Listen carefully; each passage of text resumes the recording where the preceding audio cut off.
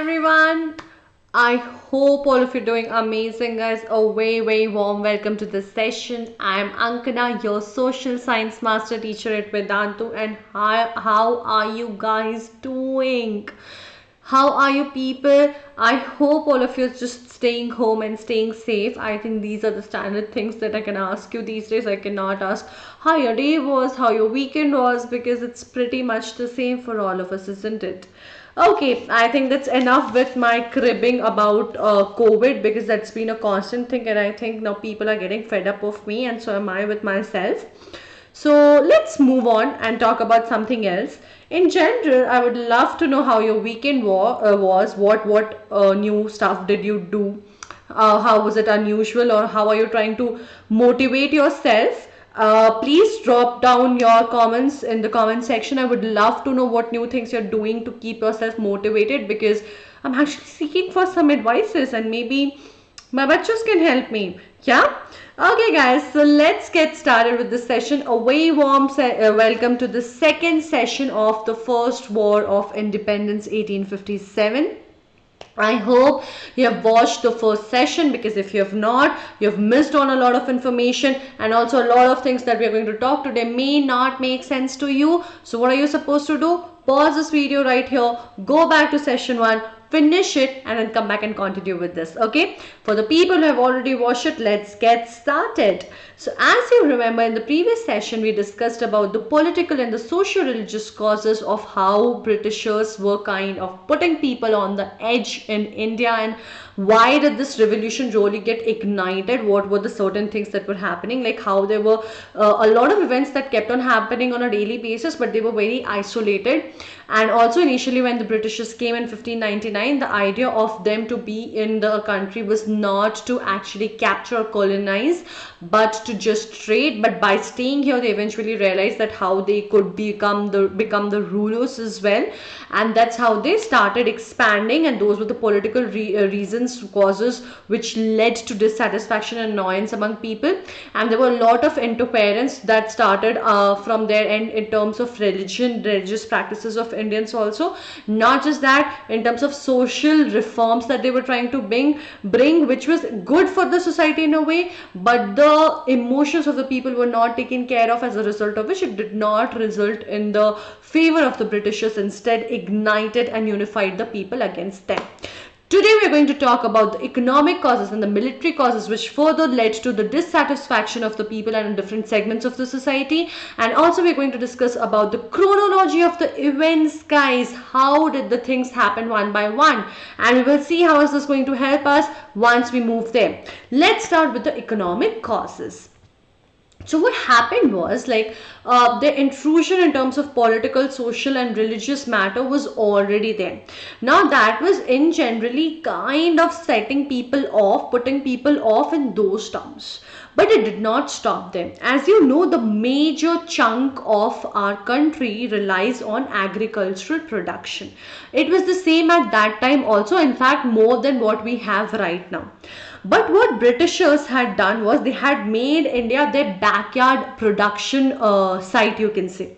What do I mean by this? Now England was involved in various kinds of wars, okay, and their whole production and industry was focused on making efforts in terms of winning those wars, or if they were not directly a part of it, the countries that they were allied with and all of that, that's where the focus of the Britishers was.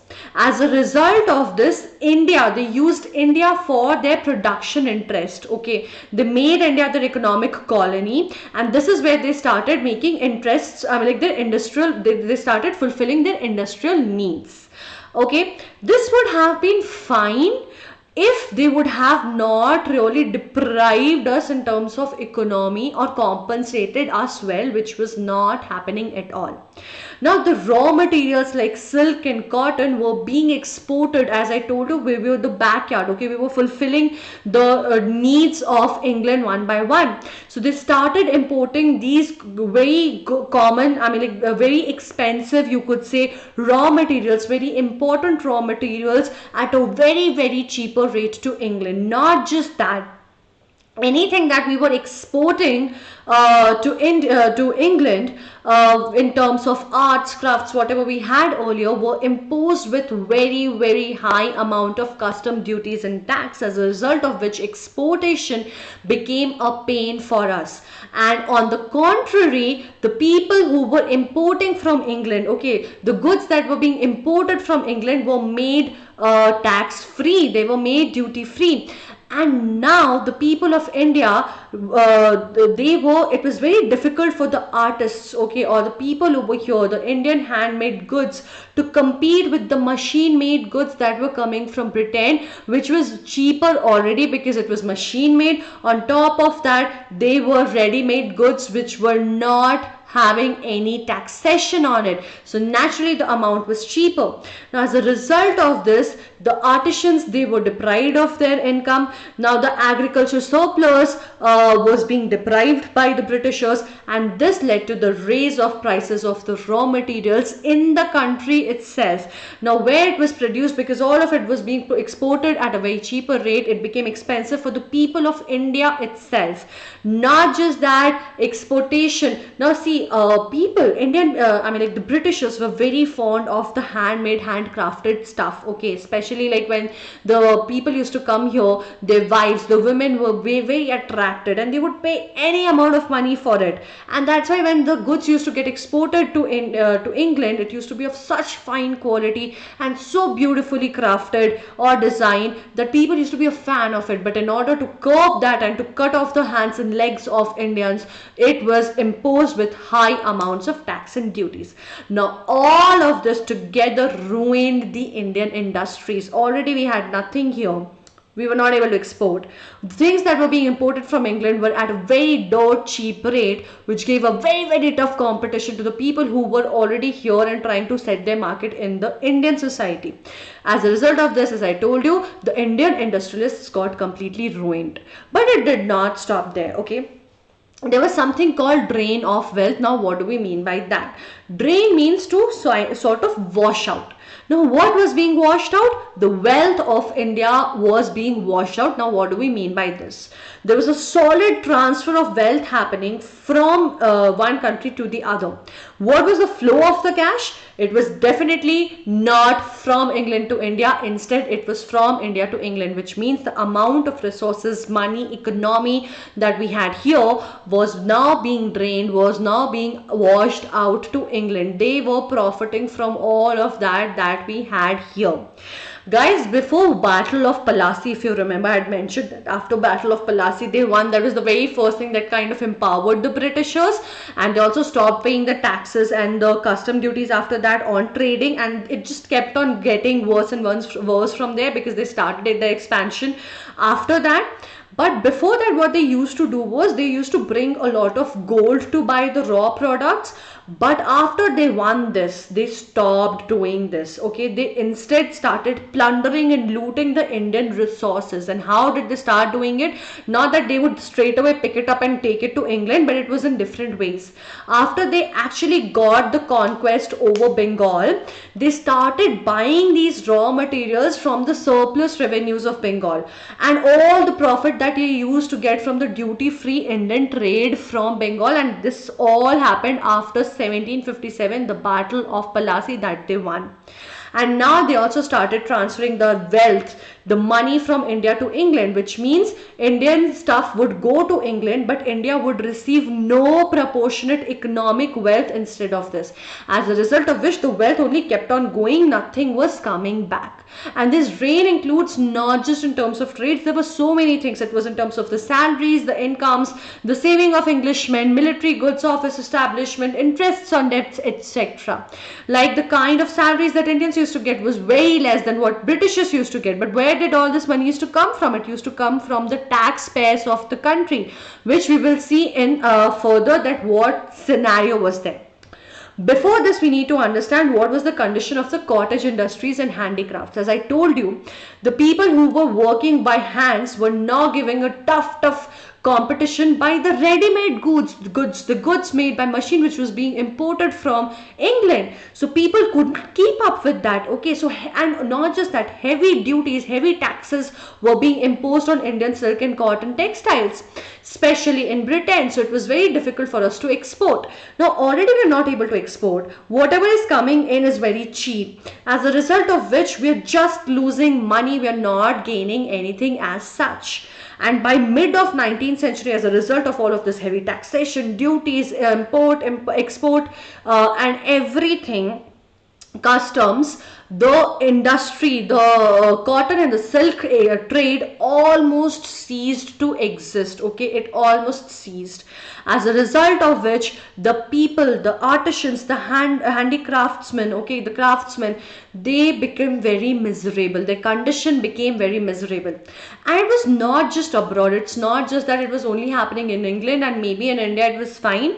Even in India, the patrons, the people who used to appreciate this, okay, were actually the zamindars, the kings, the queens, who were the patrons. Patrons are people who kind of provide financial support.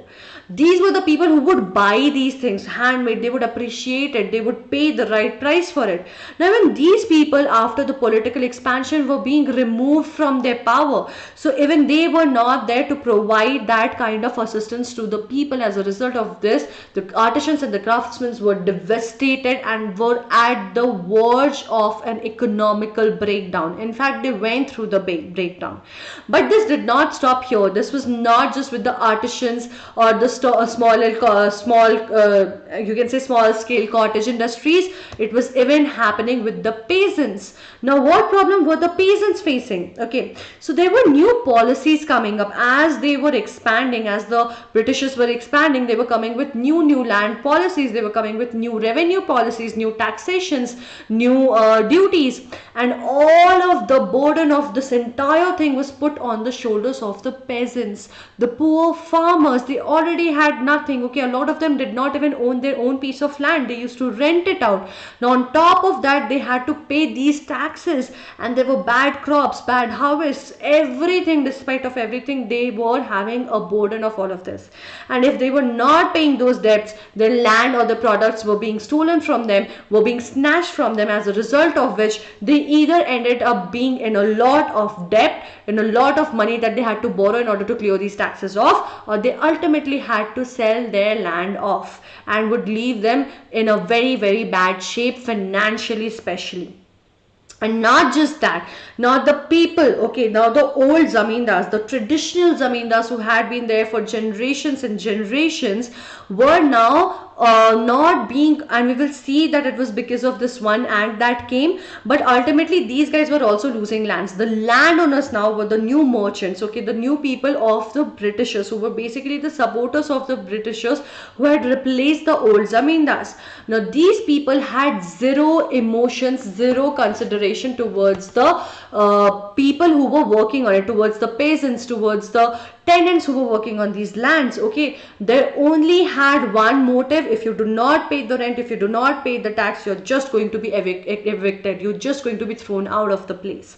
So there were no consideration, no empathy being shown by the landowners towards them, despite of all their hardships. And on top of that, there were these heavy taxes that they had to be burdened, that they had to bear the burden of.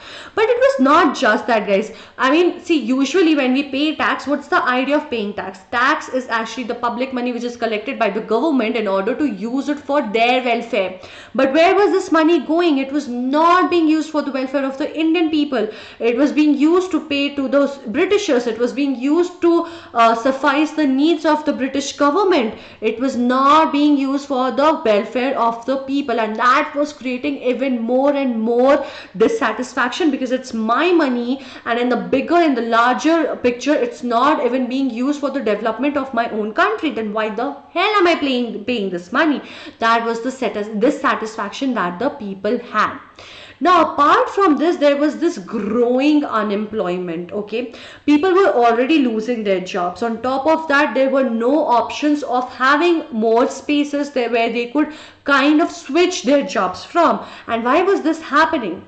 So earlier, when there were people, so as you know, when the Britishers started expanding, although they were doing this expansion with the help of Indian soldiers only, but the moment they would expand and take a new state or a province under their control, they would immediately remove the king, not just the ruler, along with him everyone that used to work from him. They would dismantle, they would disassemble the soldiers, the military that was there. They would remove the people or the different officials of the administrative service, and all of them would end up being unemployed.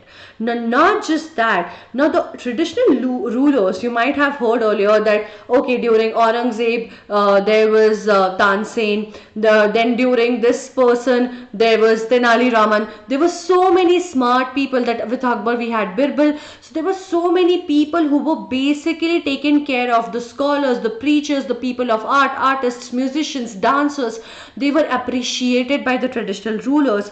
They were the patrons. Okay, they basically used to receive patronage from the British, from the rulers who were there earlier before the Britishers, for their different kind of arts, for their intellect, for the kind of smart people they were, for their performances, for their preaching. But now that the Britishers entered, the traditional rulers and their practices were thrown away, and as a result of this, all these people who used to receive some kind of pension, some kind of patronage from the traditional rulers, lost it. They were at the brink of having a financial breakdown, just like the peasants, just like the people earlier, like the craftsmen and the artisans. Okay, and this made them really, really bitter towards the Britishers. They used to hate them, they used to hate their guts. Okay, now this, you can see guys, that they were kind of irritating, annoying each and every segment of the society. It's not like they were just only provoking one segment. It was the artisans, it was the handicrafts, it was the soldiers, it was the zamindars who were losing their lands, all of them. And it did not stop there. Okay, now these guys were only dealing with crops which used to bring a lot of money for them, which was also known as cash crops. What were these cash crops? Indigos, tea, coffee. These were crops which would get them a lot of money. As a result of this, they would always push the peasants to only grow these crops. One of them being indigo. Indigo was a pain for everybody. Now, why was it a pain?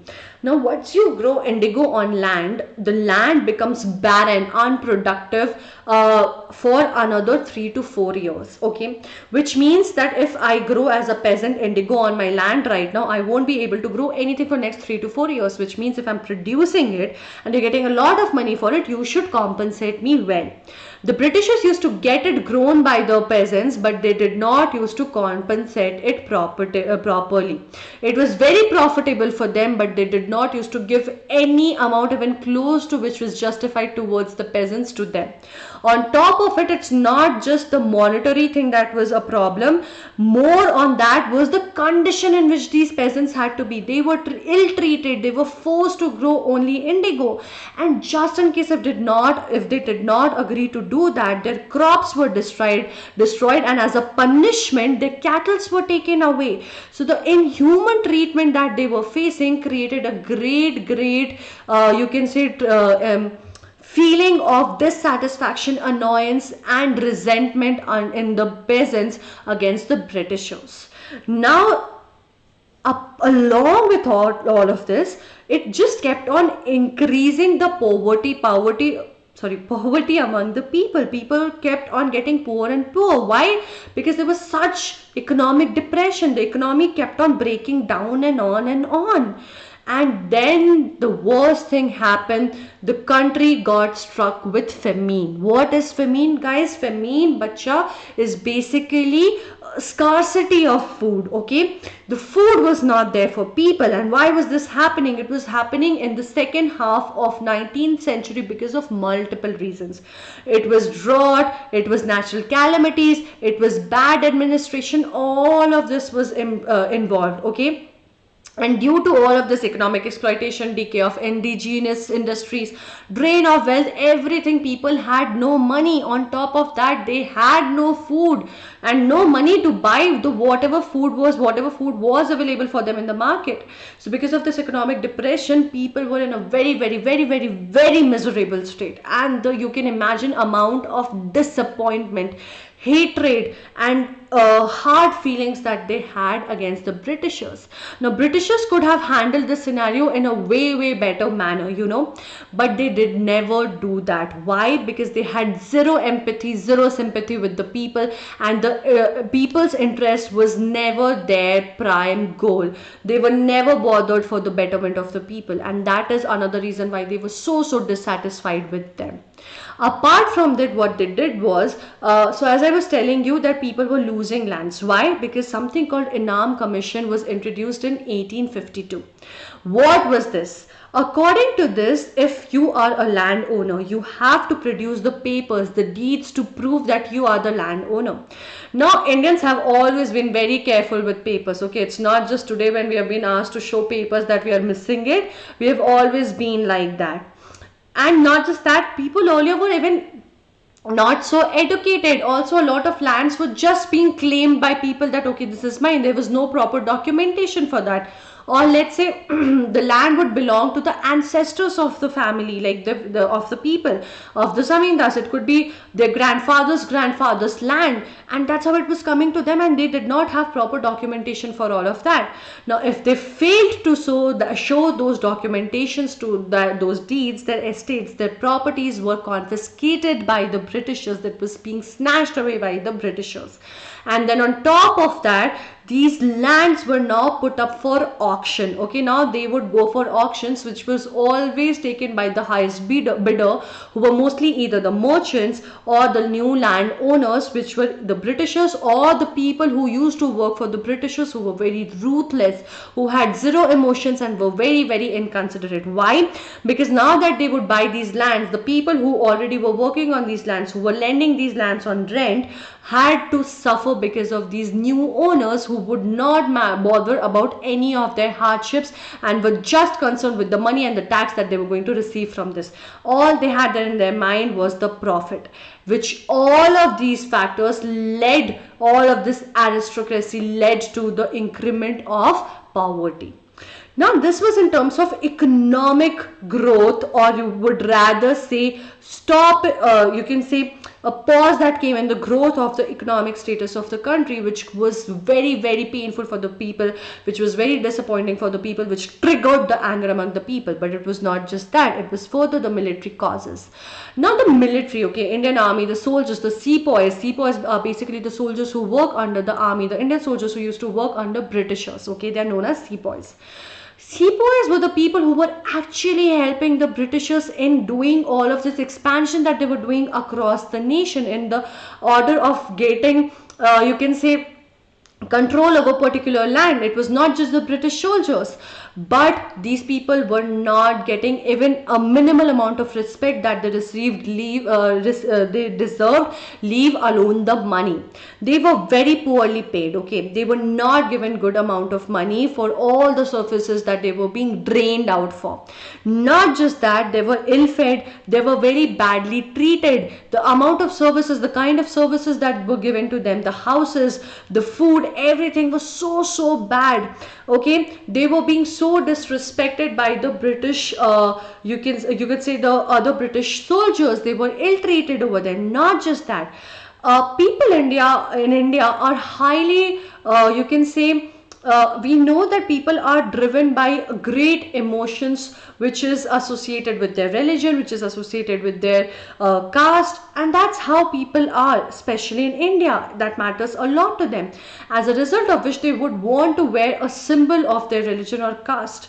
But the military rules stopped, forbade, prohibited from them from doing that.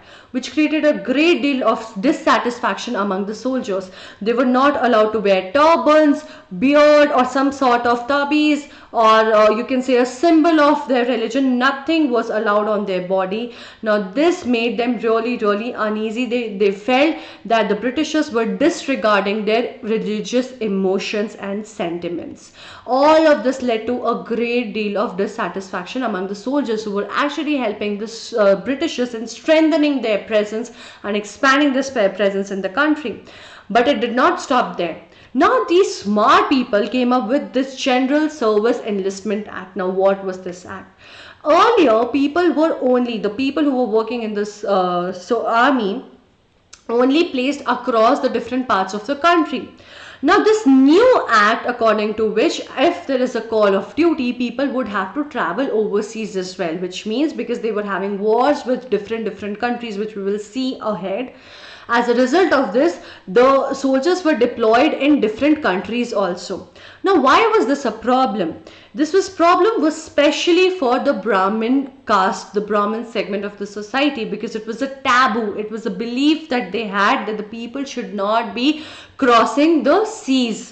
Okay, but according to this law, this act, they had to do it. They had no other option, which created a sense of dissatisfaction and resentment under them, because they felt that their desires, their you can say beliefs are not being respected or even the least taken into consideration by the people. Okay, apart from this, what happened was more than 3/4 of the portion of the army was actually Indians. It was actually filled up occupied by Indian soldiers rather than the Britishers.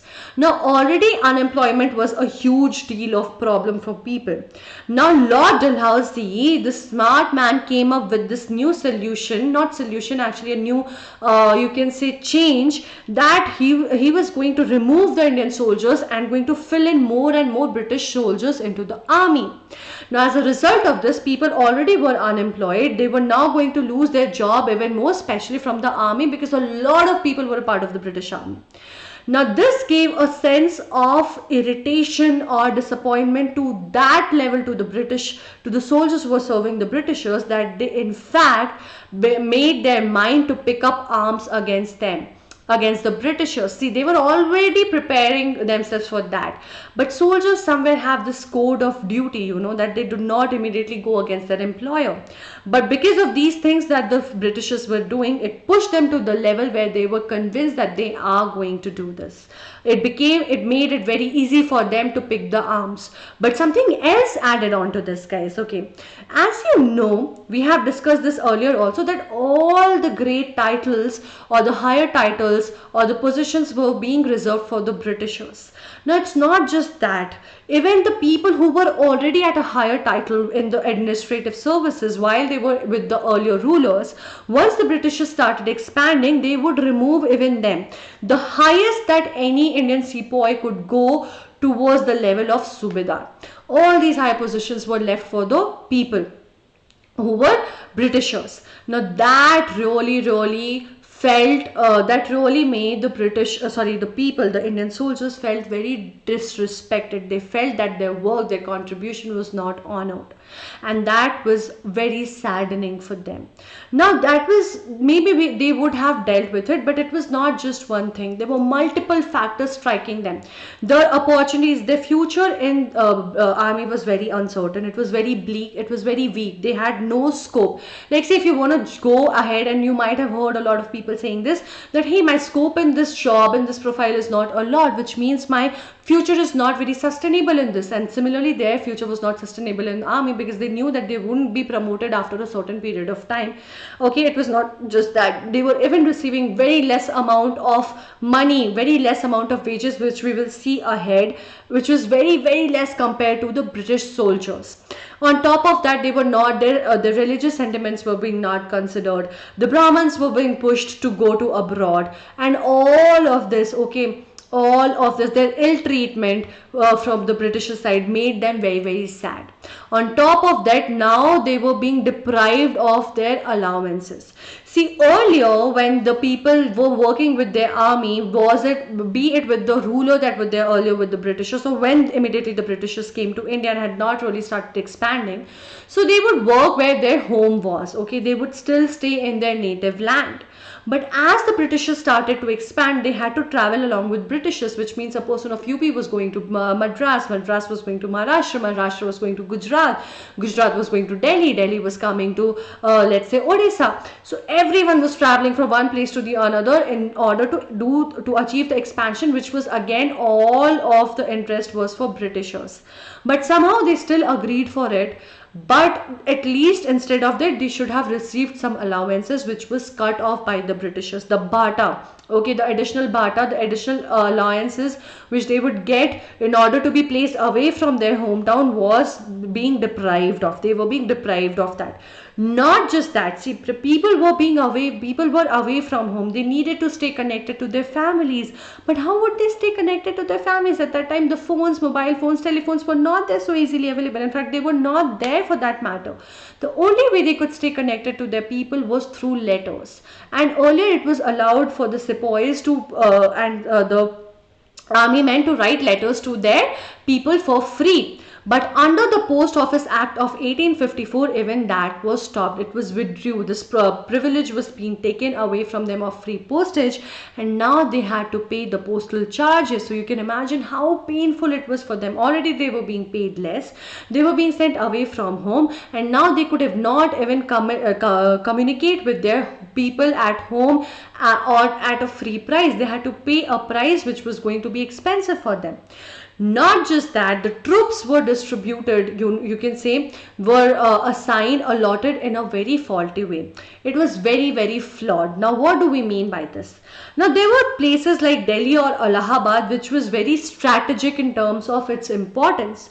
Now, in these places, only Indian soldiers were placed. Only they were being deployed over there. And apart from that, England was engaging in a lot of wars outside India. So soldiers were also being taken over there because they needed a lot of people to fight for them, because it was not just one place that they were engaged with, they were engaged on multiple fronts. Now this made the Indian sepoys, the Indian soldiers, very confident of the fact that the Britishers are nothing without them. They entirely depend on them, and that they can attack at them at any moment, because Delhi and Allahabad, such a strategic places, were only filled with Indian soldiers who, if they go against Britishers, can easily take control over that. On top of that, these people, whoever they're fighting with at the different fronts, are all being led by the Indian soldiers. So they completely were dependent in forms of safety of their empire on the Indian soldiers, and this gave them even more confidence and drive to strike them back. Apart from this, what happened, now they had, as I told you, they were on different fronts and indulged in different wars, okay, and they were failing at every front. They were not winning any of these wars, be it with the Afghan, the Punjab, or the Crimean war, okay. The Crimean war also was not being won by them. The poor performance made everyone believe that the Britishers were not invincibles, okay. They were not the absolute strong power that they were trying to show to be. They were trying to kind of portray in front of the world. And it was not just that which made people feel that they were invincibles. So the Santhal tribesmen, okay, it's basically a tribal community, they in Bihar and Bengal used to live at that time, okay. They attacked the Britishers, and they in fact kind of defeated them temporarily. However, the Britishers did suppress this and were able to take control over them eventually, but there was one big damage that this caused to their image. Their image was that they were very, very strong, they couldn't be defeated, they were invincibles, but this completely changed, okay. This gave the sepoys a confidence, a belief that Britishers are not absolutely that kind of people who were not possible to be defeated. If they were defeated by Santals, with the entire army coming together and unified, they could easily defeat the Britishers. And this dissatisfaction, this disappointment was further increased among the sepoys because of the kind of salaries that they were receiving. Had it been the point that they were the only people who were receiving, I mean, like all the soldiers were receiving less salaries, maybe they would have been fine with it, that the wages were very low for the soldiers, but it was not the case. There was a huge bias and differentiation and partiality done towards the Britishers over the Indians. The Indians would actually receive 1/8, okay, 1/8 of what the Britishers used to receive, which means if I'm a Britisher, or if you are a Britisher and you're receiving 8 rupees for your duty, I would just receive 1 rupee just for being Indian and doing the same work, maybe more, which was so unjustified, and that created a great deal of dissatisfaction among the army, among the sepoys. And those were the military reasons. Now let's quickly have a look at the chronology of the events. What happened after what? This will help us in creating a mind map and visualizing what led to what, because all of these events are actually interconnected. Okay, so the very first thing ignited in Feb 26 and 1857 with the unrest among the soldiers at Behrampur in Bengal. They started this upheaval, kind of began in there, and it started spreading from there. Okay, then the resentment by Mangal Pandey at Barakpur led to it to another level on March 29, 1857, which was followed with the resentment of 85 sepoys in Meerut in May 9, 1857, which further the next day led to the sepoys at Meerut who broke out openly against the Britishers. On May 11, outbreaks in Delhi, Firozpur, Bombay, Bareilly, Aligarh, etc. happened, and this kind of gave the confidence to all those weak rulers who had lost their titles, or maybe not even weak, but for some reason the rulers who had lost their titles, they got the strength to fight back with the people, and even they started proclaiming their crowns back again, their titles back against the Britishers. In June 1857, we saw the uprising of different rebels of revolts in Gwalior, Bharatpur, Jhansi, Allahabad and Faizabad. In August 1857, the same uprising was witnessed in places like Indore, Mahau, Saugar, Jhelum, etc. So it kept on, basically it kept on, people kept on getting mobilized, okay. It would spread from here to there to there, and it just kept on spreading like a wildfire. In September 1857, the English realized that they couldn't just let things be, and they recaptured Delhi by English, okay, from the people who were attacking, from the sepoys or whoever was there. They were like, this is the center, and they had to be more assertive if they wanted to suppress it, and they started it from Delhi. Then but they got defeated at Kanpur in November 1857, but they did not stop there, okay. They again revisited Kanpur and they won over there, and that led to the escape of Tatya Tope, who was kind of leading the entire movement over there. He escaped from there as the Britishers won and took Kanpur back in control in December 1857. In March 1858, Lucknow was recaptured by Britishers. So you see, they started with Delhi, went to Kanpur, got defeated to Kanpur, took back Kanpur again, where Tatya Tope escaped from the place, and then they moved to Lucknow. Now at this time in April 1858, victory of British at Jhansi happened, and death of Rani Jhansi happened on June 17, 1858. It was a huge victory for them, guys, because Rani Jhansi was a huge threat to them, and she gave them what competition she gave to them, what hard time she gave to them. She fought like anything, and the moment she died, it was a huge victory for them. After that, in July, from July to December, these entire 6 months they spent on re-establishing their authority, which was very important for them if they wanted to exist here. And finally in April 1859, they captured Tatya Tope and hanged him to death. So this is pretty much the chronology of the events. We will get to read more about what happened, who were the heroes, what were the contribution of those heroes in this revolt, and how did it led, what were the consequences, what happened after that, and the suppression, that how did Britishers tackle it. In the next class, let's have a quick look at the homework question. Which act was introduced by the British Parliament in 1856 to utilize Indian soldiers overseas on duty? The Post Office Act, the General Service Enlistment Act, Regulating Act, or Indian Contract Act? You know where to answer, not just in the live chat, but in the comment box, so that I'm able to see it after the session. I'll be waiting for your answers, guys. Also, if you have any doubts, any questions, don't forget to put it in the comment box. I'll be looking forward for your questions and whatever doubts you have, and also your answers. And do tell me if you like the session or not. If you like the session, just hit the like button, and you know what to do. You have to subscribe the channel, because we're yet not done with the chapter, and we'll be coming up with more sessions. I'll see you in the next session again. Till then, stay home, stay safe, take care of yourself and your loved ones, and just enjoy yourself, be motivated, be energetic, and have a great day ahead, guys. I'll see you very soon. Bye bye. Have a great day ahead.